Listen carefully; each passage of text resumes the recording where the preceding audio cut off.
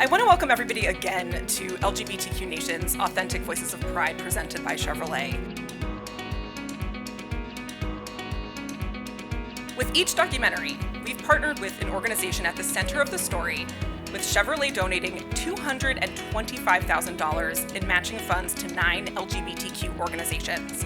No one tells our stories like we tell our stories.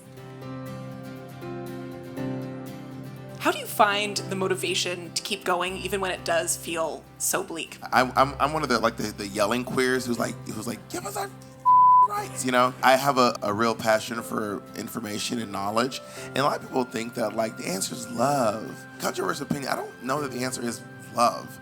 I think the answer is information, exposure, and knowledge. You don't need to love me to think I have rights. Whenever I'm like, oh, the world sucks, I just want to stay in bed all day, I'm like, no, we have to continue living, because you don't know how being joyful will help somebody find their joy through all the bleakness. It's really become transformational for our family. It's become a catalyst to lots of change that we did not expect. Something that really brings me joy and hope is when a young person who is more so introverted feels like they're comfortable enough to come up to me.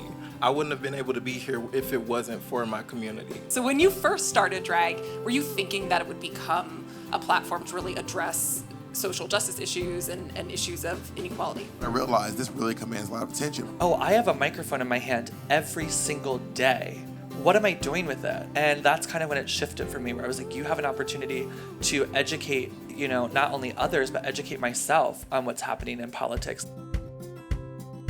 What keeps me going is I feel like I don't have a choice. I was that kid who got pulled out of the closet in high school, and I think about what I went through, and I think about queer brown kids or just LGBTQ plus youth in general. I have a duty to do this work. I don't have a choice. I have to keep the hope. I have to keep it up. How can we support Gen Z and the next generation of LGBTQ activists, artists, and leaders as they find their own cause? And as someone who's very quiet, very shy, I'm very sensitive to big crowds and public things like this. It's hard sometimes to just talk, just communicate even what's in your head sometimes, and just sit with them, and if I can support them in any sense. Really being able to have that opportunity to see these people grow and they see me grow as well, it's like a familial bond. Be yourself. I think that is really, really, really cheesy, but I truly did grow into the person that I love. People constantly said, well, what's next? And it's well, there is no next. We're in the present, and there's so much still happening. The work doesn't stop.